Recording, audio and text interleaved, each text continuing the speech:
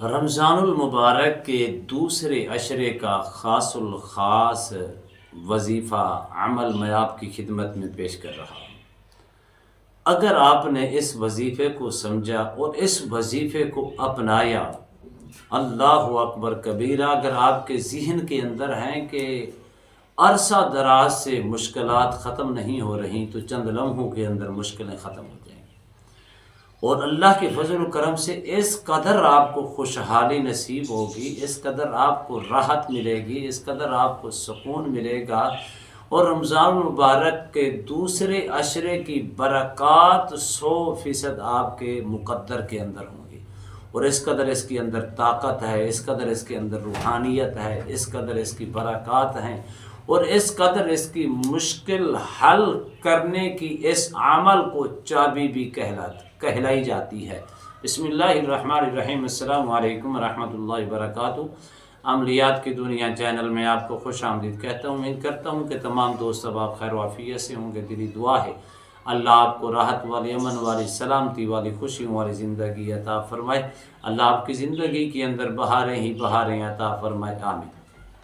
ناظرین محترم، رمضان المبارک کی برکتیں اور رحمتوں کے کیا کہنے، جس کے آنے سے اور جس کے ختم ہونے سے لے کر اور رمضان المبارک کے آنے تک جنت سجائی جاتی ہے۔ اللہ اکبر۔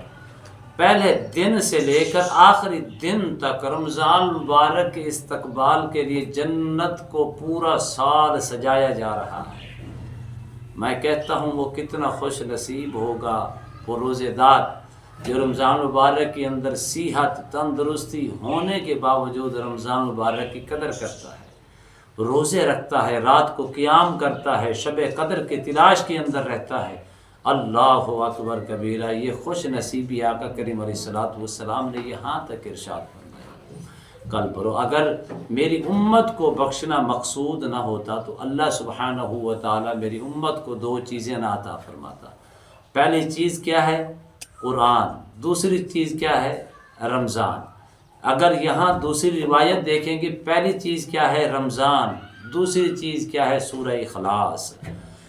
کتنی ہر رات کے اندر کتنے گناہ گاروں کی مغفرت ہوتی ہے اگر آپ مشکلات کا شکار ہیں، رزق کی تنگی کا شکار ہیں، ہر قسم کی پریشانی اور الام کا شکار ہیں، اور کہیں سے آپ کی تنگ دستی ختم نہیں ہو رہی، تو آپ نے دوسرے عشرے پورے عشرے کے اندر کم از کم 313 مرتبہ آپ نے ان کلمات کو پڑھنا ہے۔ وہ دن کے وقت پڑھ لیں یا رات کے وقت پڑھ لیں، جب بھی پڑھیں یکسوئی کے ساتھ پڑھیں، عاجزی اور انکساری کے ساتھ پڑھیں، تقوی اور پرہیزگاری کے ساتھ پڑھیں، اور یقین کامل کے ساتھ پڑھیں۔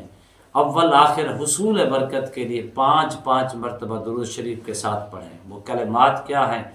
یا حی یا قیوم برحمتک استغیث، یا حی یا قیوم برحمتک استغیث، یا حی یا قیوم برحمتک استغیث۔